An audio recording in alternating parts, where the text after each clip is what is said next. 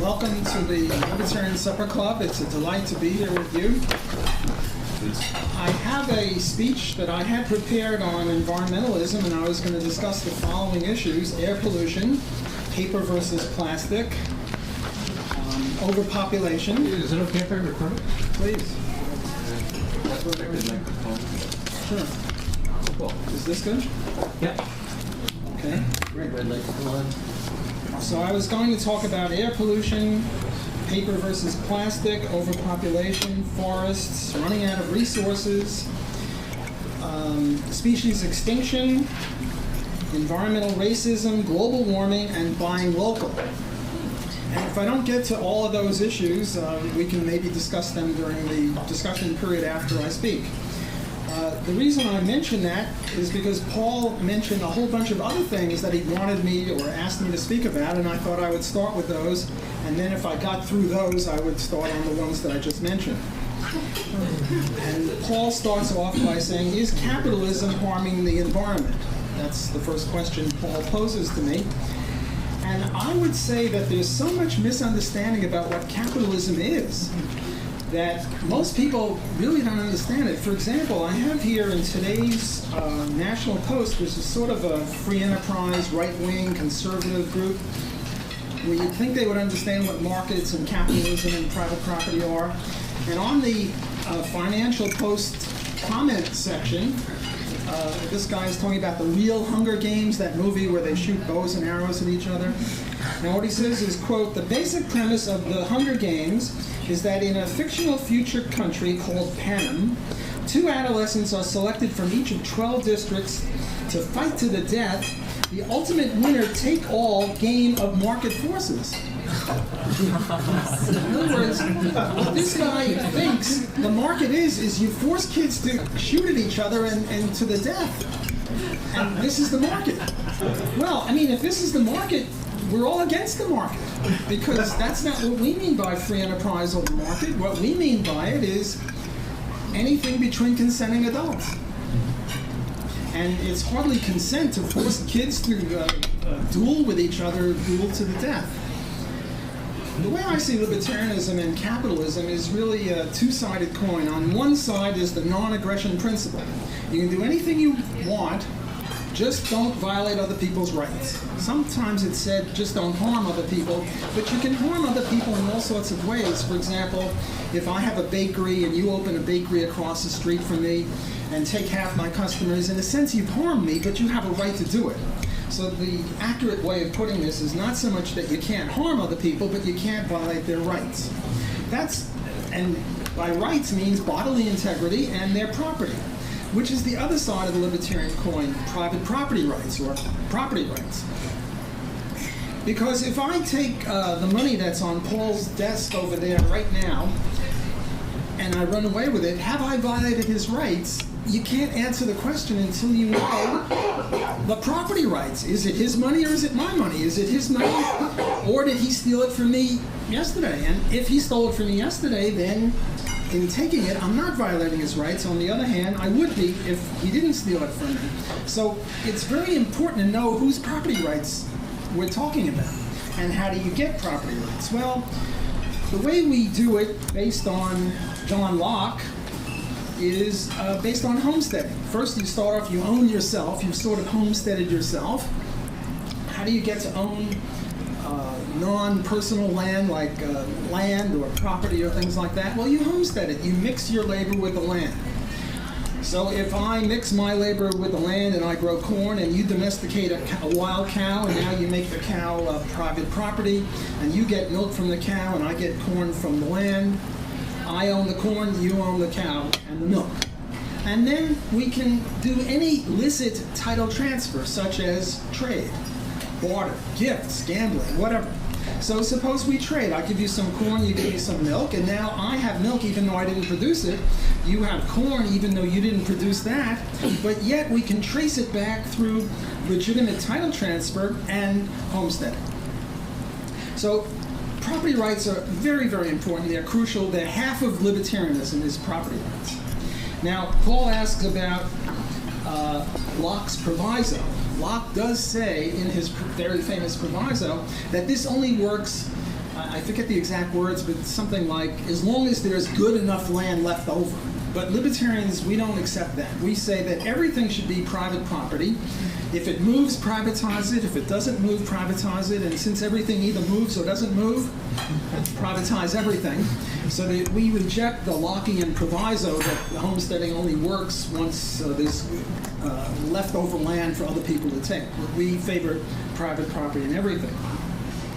Should we extend private property rights to the rivers and the oceans? Well, after my next Defending the Undefendable comes out, that's my next intended book to show why we should privatize rivers, oceans, lakes, puddles, whatever. Do you realize that the GDP that we now have from the land is about 99% of all GDP, and the GDP we get from the oceans and rivers and lakes is about 1%? And yet the oceans take up 75% of the Earth's surface, and the land only 25%. And I think part of the reason for this wild disproportionality is because the oceans are not owned, the lakes and rivers are not owned, whereas the land is owned to a great degree, although not totally. Are property rights objective or based on social norms? My answer to this, and I think it's a very good question, is a little of each. Because how do you determine proper homesteading? When I homesteaded the land by putting in corn, do I have to put one corn plant every square foot, every square yard, every acre, every hectare, every square mile? What? If I go to the moon and I plant a flag, do I own the whole moon? These are questions of continuums. And here you have to have social norms. The way Murray Rothbard, one of the greatest libertarians who ever wrote, said was, well, it depends upon the context. It depends upon social norms. East of the Mississippi, where the land is more arable and there's more water, you have to farm pretty intensively. West of the Mississippi, where the land is more arid, less watery, less arable, you don't have to homestead quite so intensively. For example, people in Texas homestead land just by letting cows run loose on it. And it sort of depends upon the social norm. Right now we have this curiosity on Mars. Well, how much land can those people own? Well, just a little bit. Little bit is a little bit vague, but we sort of extrapolate from how land should be owned in deserts and other places like that.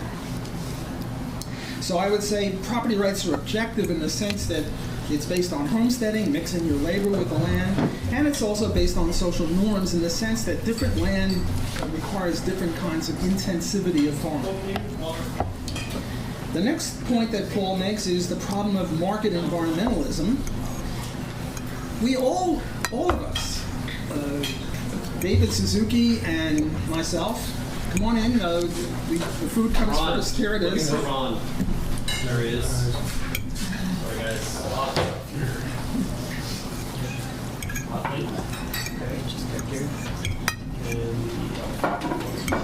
Okay, we took out a commercial announcement for food. Get back to it.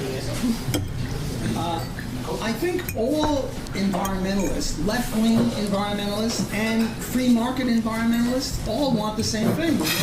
Clean rivers and clean air and,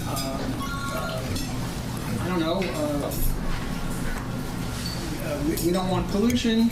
We all want the same goals, but we have very different means toward it. I was once in a debate when I was a professor at Holy Cross, and I was debating somebody on environmentalism, and I tried to explain what free market environmentalism is. He was a biology professor, he never heard of this, and when he heard of it, he burst out laughing. And it wasn't because he was purposely trying to undermine me, it was an honest laugh, like he thought it was so grotesque. He'd never heard of this. The idea that you could actually save and preserve the environment through private property and free markets. It was just incomprehensible to him. And yet that is our view as libertarians, I think, that we think that the goal of a good planet, a safe water, safe air, whatever, can be achieved through private property rights, whereas our friends on the left, who I sometimes call watermelons, why? Because they're green on the outside and red on the inside. These are the people who love to run other people's lives, And for a long time, they were doing pretty well. I mean, socialism was working well until 1991. You know, we had communists, half the world was communist. And then it sort of fell apart with East Germany and West Germany, and the Soviet Union fell apart, and socialism was no longer the vehicle that they could use to promote their ideology of running other people's lives. So they had to come up with something else. And what else did they come up with? They came up with environmentalism. So I think that they have a green surface, but deep inside, they're red as in commies. They want to run other people's lives. They want to have more regulations. They want central planning. And that's the way they think that the environment can best be preserved. And what I'm going to do tonight is go through a whole bunch of examples to show how markets, how private property rights, how free enterprise, and yes, how capitalism can not only do this, but do it better than any other way. Okay, the next thing Paul asked me is about Coase and Ostrom. Coase is Ronald Coase, and Ostrom is Elinor Ostrom. Both of them are Nobel Prize winners. Elinor Ostrom is the first woman who ever won a Nobel Prize in economics, so she's sort of famous for that. And Paul says, why Nobel Prize winners Coase and Ostrom, in the name of defending property rights, are actually undermining them? Well, with Coase, come on in. We have to take a break for food. That's okay. The food is important.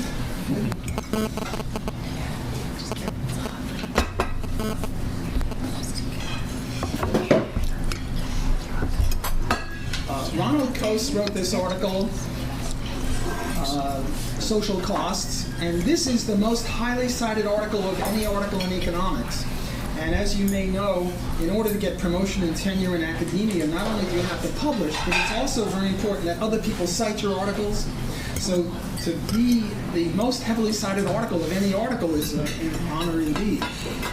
Well, what's Coase's view? Very briefly, Coase has a view of property, and if there's a dispute, suppose Tunya and I are having a dispute as to who owns that red pen right in front of Tunya. Wave it around, Tunya. Show everyone the red pen. Okay, so we're having a dispute as to who owns the red pen. Now, the way the libertarian would decide this is looking backward, looking back into history.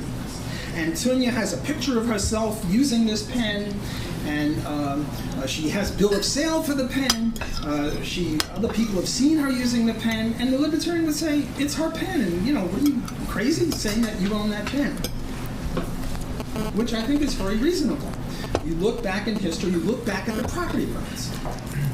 How would Coase deal with this? The way Coase would deal with this is not looking at the past, not looking at property rights, although he is famous for being a supporter of property rights. Coase would look to the future. He would say, under what conditions will GDP be higher? If Tunya gets the pen or if I get the pen? Now let's suppose that Tunya is just a poet. No insult here, Lily. She's just a poet, and therefore she's not going to make much of a GDP by writing poems.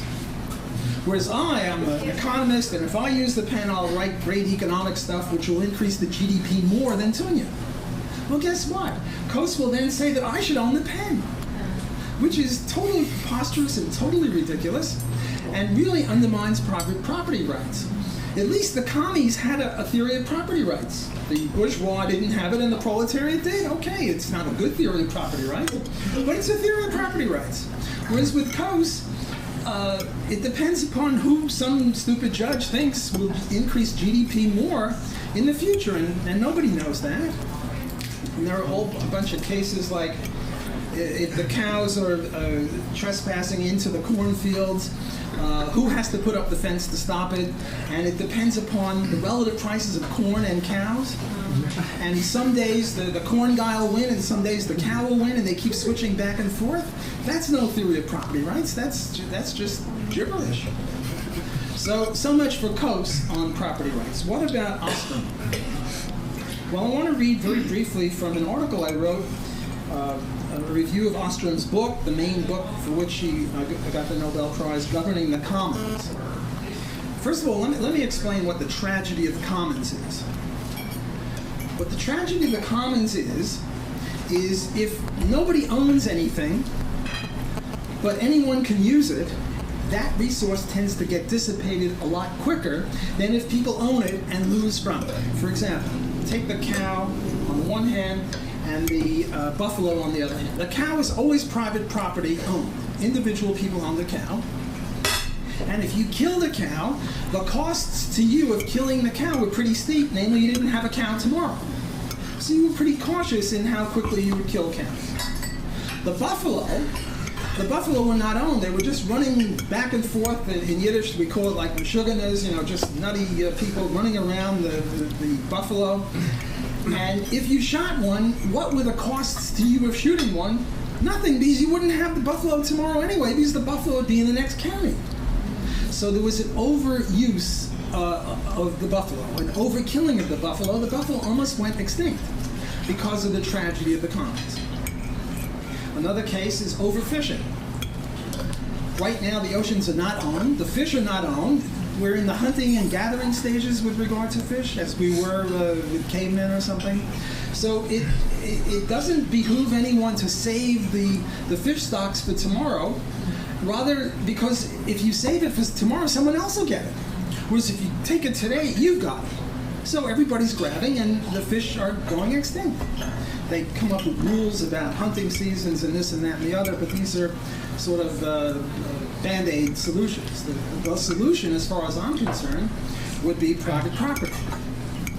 Okay, so that's the tragedy of the commons. Or take another example. You each have your own beer, and you drink it at a certain rate, and you know that if you put it down, no one else is going to grab it.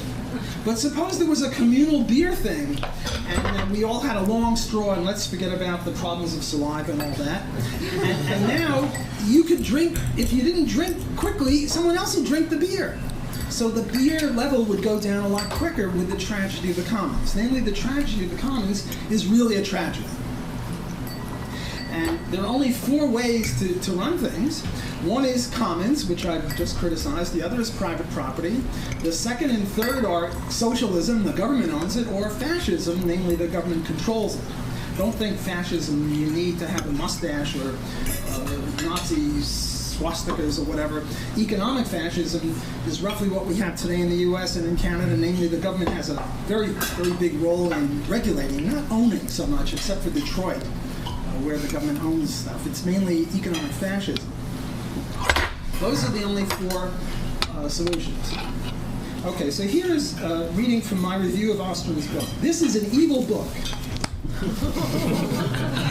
It's not usual to say this in academic circles, but, I'm not a usual academic. I use that pejorative advisedly. It is also a basically mistaken volume, but we'll get to that in a moment. Why is it a wicked publication? A description rarely applied to a dry tome in economics. This is because it contains a nasty, vicious attack on private property rights, the linchpin of a civilized order. Anything that weakens private property rights promotes barbarism. This book, that is Ostrom's book, not only calls into question laissez-faire capitalism predicated on private property rights, but radically undermines the system. It is a frontal attack, in other words, on the best hope for humanity. How does Ostrom accomplish this? What she does is she comes out in favor of communal rights.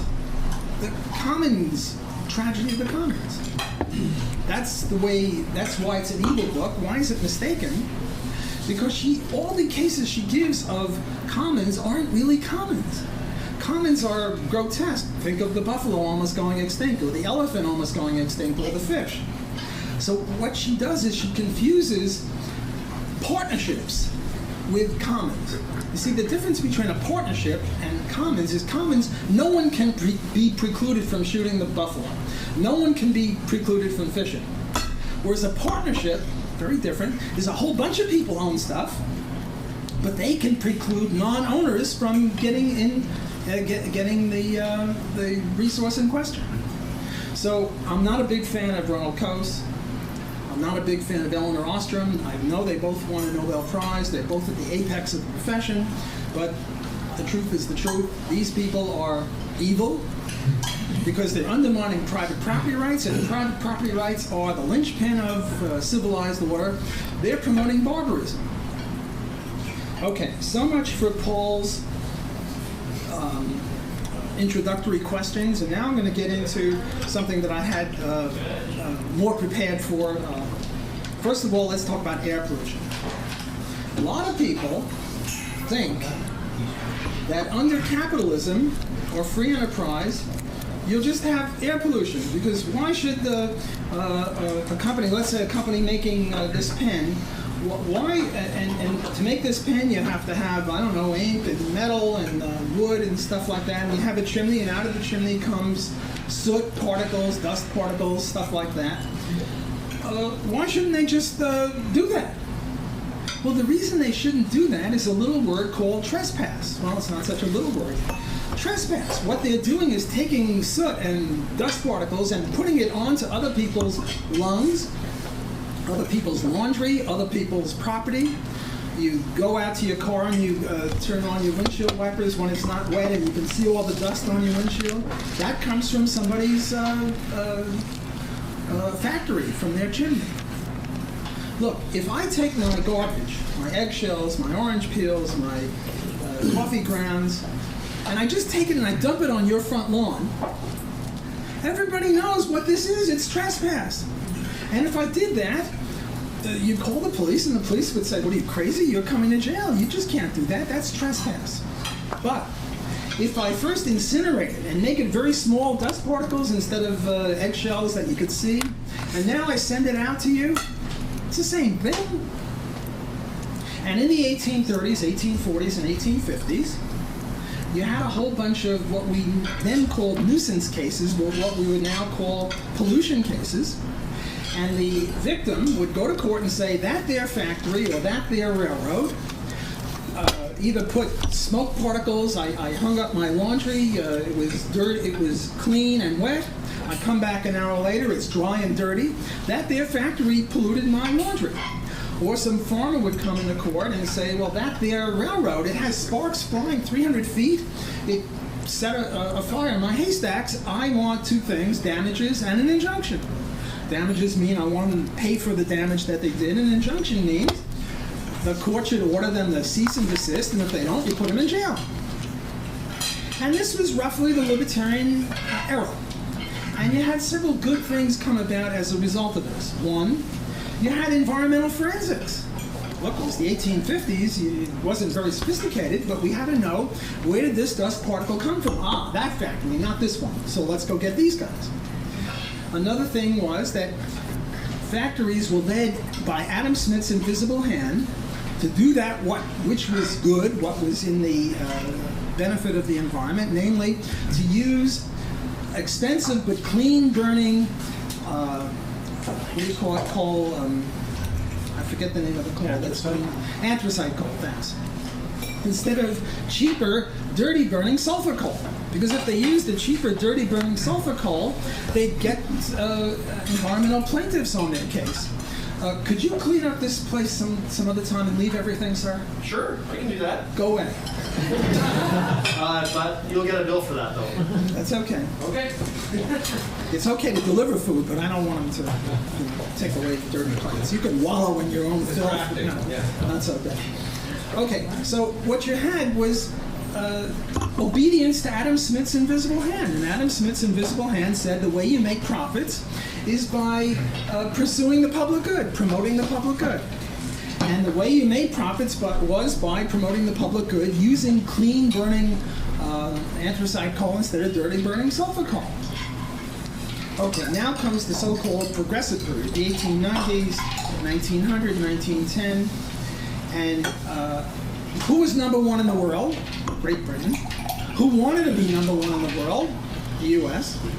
So the next time some little old lady comes in and wants to get an injunction and damages against a big company, a big producer of steel, or the next time some stupid farmer comes in and wants to stop a railroad from setting off sparks and make the railroad keep its sparks to itself, the court would say something like, yeah, this is from Brooklyn, they don't speak that way in court, but they would say, yeah, it's a violation of your property rights, your stinking, selfish, horrible, horrid property rights. There's something more important than property rights, private property rights, and that's the public good. You have to have a drum roll whenever anyone says public good. And what does the public good consist of? The public good consists of allowing a railroad to get away with murder, or, well, exaggerating here, but to get away with pollution, to allow the factories to get away with pollution, because we want to make bombs, and we want to make tanks, and we want to make battleships, and the way to do that is to allow people carte blanche. They had one SOP for the environmental plaintiffs, namely a minimum smokestack height regulation. So instead of 30 feet smokestack, you had 300 feet smokestack. And in effect, what you're doing is putting the problem not under the rug, but into the clouds. And then we wonder why we have pollution all over, and then we start blaming capitalism. Look, suppose you were a Christian businessman, a moral businessman, a libertarian businessman, and you said, look, I'm going to use the anthracite coal even though it's more expensive. You would put yourself at a competitive disadvantage. Adam Smith's invisible hand would be choking you instead of promoting you. So you had an incentive to dirty the environment, and then they had the nerve to blame capitalism on this. And then they have the Clean Air Acts and all these other regulations to try to solve the problem that they themselves created. Okay, that's air pollution. Now let's take paper versus plastic. A lot of people nowadays are against plastic bags. Plastic bags are no good, they're not biodegradable, they're poisonous, they're horrible, they're the worst thing that ever happened. And we have to use paper bags because paper bags are biodegradable and they're much better, or we have to reuse canvas bags or something like that. And various municipalities and states and provinces are having taxes on plastic bags, and they're having prohibitions of plastic bags, things like that. Now, for the next couple of minutes, I'm going to assume that everything our friends on the left say about plastic is true. And I'm going to take you through two mental experiments. The first mental experiment is you're at the supermarket checkout counter, and the purpose of these mental experiments is to show you how markets can work. Okay, so you're at the supermarket checkout counter, and they ring up your groceries and they say, okay, that'll be $100, and now do you want paper or plastic? What incentives do you have to pick the good paper versus the bad plastic? Not much. You see, right now, most of them will give it away for free, although sometimes they charge you a penny or a nickel. But suppose that the implicit cost is, say, a penny each, and suppose they charge you a penny each. Well, you still have no incentive to go to the good paper instead of the bad plastic. So it seems as if the market is not working. Because if the market was working under our assumptions, you would have a financial incentive to eschew the bad plastic and to embrace the good paper. The second scenario is you're now going to get rid of this. Now it's garbage time and you're dumping garbage in. Now remember, we're assuming that plastic is really bad and paper is really good. Well, do you have any incentive to not put in your garbage can the bad plastic? No, because most places it's municipalized, namely socialized. The garbage dumps are owned by the municipality, and you pay a certain fixed fee, $500 a year, whatever it is, and they take all your garbage away. So it seems as if the market is failing. But the reason the market is failing is because they have municipalized or socialized garbage dumps. Suppose garbage dumps were all private. You're all in this audience now garbage dump owners. And the costs to you of putting a plastic bag in the ground is $5. Why $5? Because it's horrible stuff. And after you fill in your garbage dump, if you have plastic in there, it'll be poisonous, you can't grow crops, you can't put buildings there, whatever. Whereas if you put paper, you can grow crops on top of it, or you can put in buildings. What will tend to be the price of putting in a plastic bag? Well, if the cost of $5, the tendency of the market will be it'll cost you $5 to put a plastic bag in the garbage dump, because if they charge you $6 or $7 or $8, they'll make a profit. And in equilibrium, there are no profits. In equilibrium, you go to zero profit. And if they charge you $4, $3, or $2 to put in a $5 costly plastic bag, they'll go broke because they're losing money on every deal. So now let's get back to the supermarket checkout counter. and now realize that, yes, it costs a penny to buy plastic and a penny to buy paper, but it costs $5 to dispose of plastic and only another penny to dispose of paper. So the grand total cost for paper is a penny to buy it and a penny to dispose of it for 2 cents. The grand total for buying and disposing of plastic is a penny versus $5, or 5.01. Does anyone doubt that under these conditions, we would now be led by the proper invisible hand away from the bad plastic and toward the good paper? Now, this doesn't mean we wouldn't ever use plastic bags. We would. When you go to the hospital and they put something in your arm and they have a drip and, it's a plastic bag, right? We would use those, and it would pay to dispose of it there because it's very important to have that kind of plastic. The point is, we would only use plastic when the cost of it, the full cost, were more than 5.01. Whereas right now, we'll use it even if it's 2 cents. Now, so far I've been assuming plastic is the personification of evil. I'm now going to call that into question. There's this guy Rathje, R-A-T-H-J-E, who is a garbologist. Sort of like a proctologist. No kid ever says, hey, when I grow up I want to become a proctologist. Kid says, I want to be a garbologist. What is a garbologist? Most of us see a pile of garbage and we walk the other way. A garbologist goes like this and, wants to put it under a microscope and study it. And according to the garbologists, I'm not making this up, this is honest, true industry, profession. According to the garbologists, plastic isn't that bad, it's inert. Paper is bad because of the method. Now, I'm just an economist. I don't know. I don't know this stuff. It's chemistry. All I can do is assume this or assume that. And I've assumed that plastic is very, very bad, and then I would say that the market will deal with it by giving us financial incentives to eschew it. Okay, the next one is overpopulation. This is the Malthus idea that we're on the verge of subsistence, that if we don't have the Chinese one-child policy, we're going to just have so many people, we're going to have trillions of people, or what do we now have? 7 billion. 7 billion, we're going to have a trillion, or we're going to have, and then Malthus says we're going to have disease and pestilence and war, and that's the only way we'll keep the population there. And according to Malthus, we'll always move towards subsistence level. Because if we get above subsistence level without the government telling us not to have kids, we'll have so many kids that we'll get back down to subsistence level. What is subsistence level? Subsistence level is you can produce only enough to keep yourself alive. Well, this is utter nonsense, and economics can prove this, because we've always had slavery. Forever. Back in all recorded history, there's been slavery. Now look, I'm not advocating slavery, Lord knows. I'm just using it as an economic model to understand why we can't be at subsistence. Because if we were at subsistence, who would want to own a slave? Who would spend money to capture a slave? Who would spend money to buy a slave when the slave can't produce any more than is needed to feed him? Namely, you couldn't have slavery if we were really at a subsistence level. We've always had slavery, therefore we were never at subsistence level. So much for Malthus. If there were Nobel Prizes awarded in his day, he'd probably get them too. I have 4 scenarios to give you on this overpopulation business. First of all, North America, with which most of us are most familiar, is pretty empty.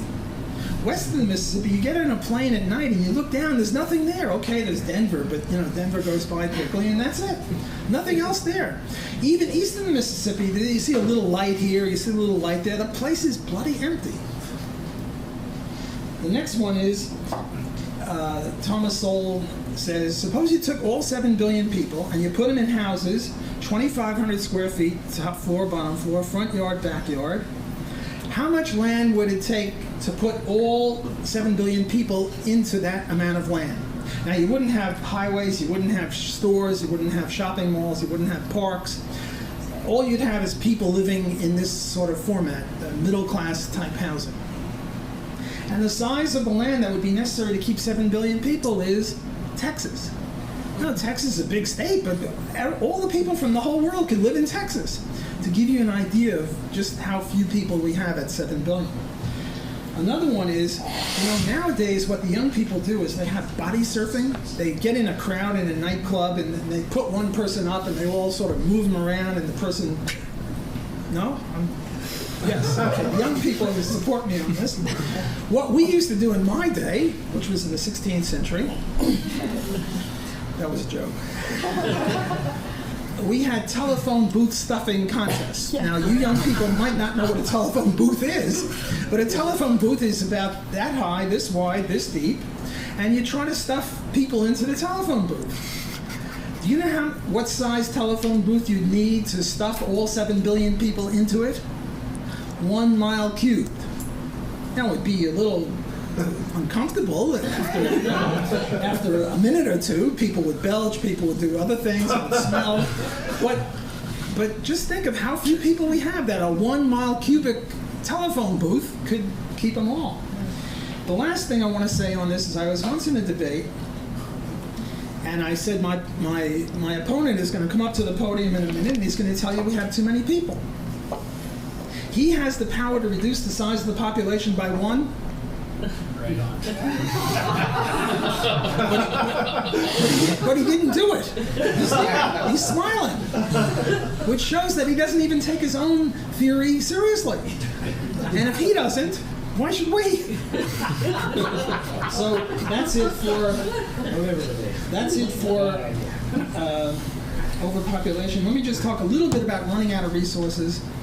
One last thing on overpopulation was this bet between Paul Ehrlich, the lefty, and our guy, Julian Simon, and they had a $10,000 bet as to whether we're going to run out of people. Paul Ehrlich is the author of The Population Bomb. He's always going on a real watermelon about how we have too many people. And they had a bet as to the prices of resources. Paul Ehrlich said the price of resources would rise as population rose, and Julian Simon said the very opposite. And Julian Simon won the bet. And then Paul Ehrlich said, let's have another bet. And he wanted to include fish. And Paul Ehrlich and Julian Simon said, you want to include fish? Fine. But we're going to count not just, fish in the ocean, free range fish or whatever they call it, but we're going to also include farm fish. And then Paul Ehrlich was smart enough not to take that bet because, farm fish are private property fish. Running out of resources. If ever we run out of any resource, or if ever we start to run out of a resource, this means that the supply curve shifts to the left, for those of you into supply and demand, which means we have less of it. Well, if we have less of it, other things equal, ceteris paribus, the price rises. And as the price rises, two things occur that stop the running out of resources. Namely, at a higher price, we use less of it, and at a higher price, we search for more of it. At a higher price, we can dig deeper. I mean, they can always dig a little deeper, but they don't because the price only supports going down that far, but at a higher price, you go down that far. So we're not ever going to run out of any resources. Another one is, I already did species extinction with a cow. Let me do environmental racism. What's environmental racism? Environmental racism is the idea that black people get the short end of the environmental stick. And that's true, they do. They tend to congregate in the most polluted areas, the worst areas. And the way I analyze this is I say that there's offensive and defensive environmental racism. And the offensive is bad, the defensive is good. What's the difference? The offensive racism is a company is thinking of setting up a new factory that's going to belch forth smoke. And where are they going to do it? In a poor black area, blacks are disproportionately poor, so it's a proxy variable, or in a rich white area. Well, in the rich white area, half the people are lawyers. And they're going to sue their pants off. Whereas in the black area, they don't have as much money and they're more helpless. So when a company does that, I call that offensive racism, and that's bad. What is defensive racism? Defensive racism is the company is already there. Namely, they homesteaded not only the right to the land, but the right to pollute either particles or noise, as in the case of an airport, or smells in the case of a tanning factory or a pig farm. So when they do that, when they were the first ones there and they have the right to do that, I mean, we have to have some commerce, we have to have some manufacturing, otherwise we'll be back in the caveman days. So what happens to the value of the land near this bad thing? Well, the value of the land goes down. Well, when the value of the land goes down, who's going to buy the land? Poor people. Black people disproportionately. And that, I think, is perfectly reasonable. If there's an airport and it's noisy, or there's a pig farm and it's smelly, or whatever the bad thing is, and it's legitimate, and the prices of the land go down, well, then the poor people will tend to move there, because poor people, by definition, can't afford as much as rich people. The last thing on my list, and now I will open up for questions, discussion, is this locavore, localism. Everyone should buy stuff within 10 miles or 100 miles, and you shouldn't buy pineapples from Hawaii, and you shouldn't buy whatever it is from some faraway place. You shouldn't buy roses from Central America because it's too far away. You should only buy local. Well, this is really an attack on free trade. This is an attack on the division of labor and specialization. One of the reasons we don't have starvation in this country, whether it's Canada or the US, is because if you have a bad harvest, somewhere else has a good harvest and you trade. Whereas in Africa, if you have a bad harvest, the people actually starve there because other countries will not allow food to travel across national barriers. So this localism is another arrow in the quiver of the left-wing watermelon environmentalists, and it's just an attack on free trade and specialization and division of labor and civilization. It's just a way of getting back to barbarism. In the barbarian days, you never imported stuff from 10,000 miles away or even 100 miles away. It was 10 miles. But, the Beatles didn't come from 10 miles away, or Mozart didn't come from 10 miles away. A lot of what makes life worth living comes from 10,000 miles away. And if we limit ourselves to local produce, we cut ourselves off at the pocketbook, and we create poverty. Okay, so I've run across a few topics. To summarize, I'm thankful to Paul for sending me up with a few other questions. And I've tried to show that capitalism, free enterprise, markets, private property will lead to environmental sanity, whereas the opposite, tragedy of the commons or regulations or what have you, will not.